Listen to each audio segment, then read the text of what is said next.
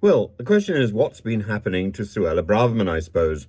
There was a lot of noise made yesterday, and today we learned that Matthew Rycroft, the Home Office Permanent Secretary, the senior civil service in the senior civil servant in the Home Office, knew all the time about this request by Braverman to negotiate a private speed awareness education, this private speed awareness lesson. Well, private speed awareness lessons do take place. They're a way possibly to get the famous individuals out of the classroom so that they're not a distraction. And this is something that if Suella Braverman wanted to arrange, I suppose she could have arranged through a private lawyer. It's not something that should have been done through the civil service. But this man knew about the request. And another civil servant has now gone on record saying that she was concerned about whether it was appropriate, quote, for civil servants to be engaged in arranging Braverman's penalty education. The line she's taking is that she sought advice.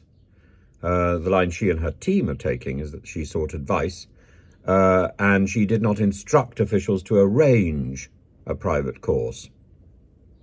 In both cases, however, she is clearly asking taxpayer-funded officials to deal with a private matter, and that would be against the ministerial code. Rees-Mogg, however, went on to vigorously defend her last night. It's extraordinary how GB News has become a sort of, it's become a party political broadcast for the right of the Conservative Party. It is slightly worrying. I think, as with anything in the media which is worrying, I don't subscribe to the view that you should switch off. I subscribe to the view that you should switch on if something is worrying, and I do.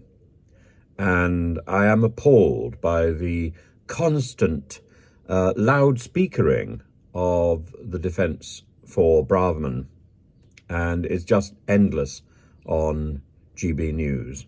So I think they have something to fear, and that, to me, I smell a rat.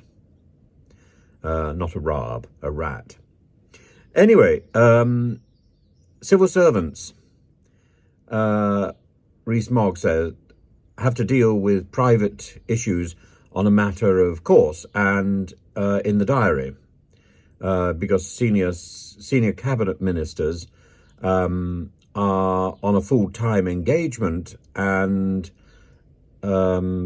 their ministerial responsibilities take precedence over any other private engagements, and so they need to know about all the private engagements and all the private issues so that the whole thing is negotiable. So that is his excuse. He says this is an unimportant issue, and it's simply come up.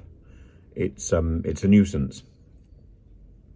I think it's more than that. I think it shows a level of arrogance and self-importance which goes beyond what we should expect from any cabinet minister and any servant of the crown.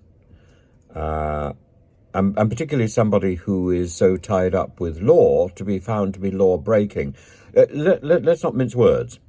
One of Rees-Mogg's arguments was that the amount of speed tickets being given out has increased dramatically, and that London is expecting to be giving out 1 million speed tickets next year. There's still speed tickets for breaking the law. This is a law-breaking thing in exactly the same way as it was law-breaking to have a party during COVID. These are about breaking the law. You can't then turn around and say, oh, well, it's not an important law. No, the government made that law. It's law-breaking. And we've got a senior minister law-breaking. And Sunak apparently has already spoken to Sir Laurie Magnus, his ethics advisor, but no formal investigation has begun. It suggests there's a question mark about whether or not a formal investigation is necessary or is appropriate, or indeed how long that will take. It also suggests that this scandal has been blown up as a rap on the knuckles. That was one of the proposals I was suggesting, that this is not something that has been drummed up by the civil service. This is something that's been drummed up by Number 10 as a warning to Suella Braverman to be more cautious about her prime ministerial ambitions at this stage. Sunak also confirmed yesterday that he had met with the Home Secretary. Well, she was in Parliament seconds before he was. And that he had asked for further information and that he would indeed update us with the appropriate action that's going to be taken in due course, quote. In fact, when Sunak went into the House of Parliament, he was seen patting Suella Braverman on the back as a visible show of support, or maybe she had a cough. And what can Magnus do? Magnus can request all the emails from the Home Office between departments, and he can look at the email exchange.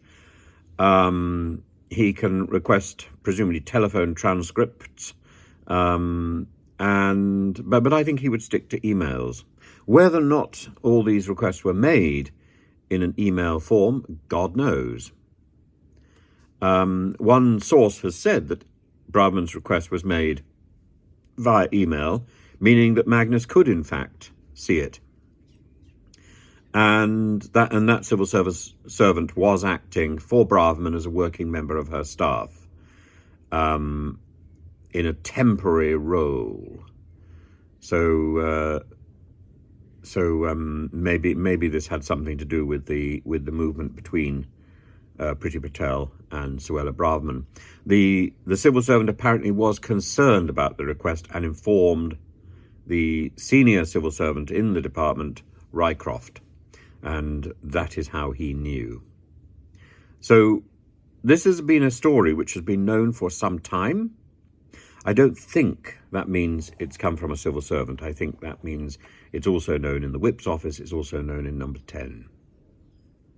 In relation to the question, Suella Braverman said, "I'm focused on delivering for the British people, doing my job as Home Secretary. And what I will say is, in my view, I'm confident," that's the verb, "I'm confident that nothing untoward has happened," followed by the intransitive verb, which puts distance from her and puts it really almost into the passive voice. It isn't the passive voice, it's an intransitive verb, but it distances her from an admission. So she's avoiding she's avoiding saying something which could then be interpreted as a lie. She has clearly been lawyered up, and she repeated this phrase, "nothing untoward has happened," 4 times yesterday in the space of one very short interview. And I find that extraordinarily dodgy. But it's up to you to decide whether you think Suella Braverman is dodgy or straightforward, and it's up to the Prime Minister to call an investigation or simply sack her. I know exactly what I would do. I'm not the Prime Minister. I'm not running the country.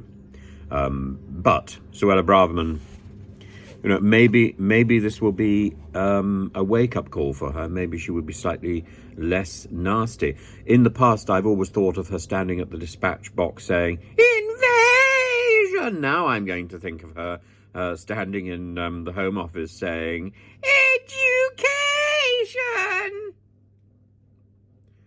And, great.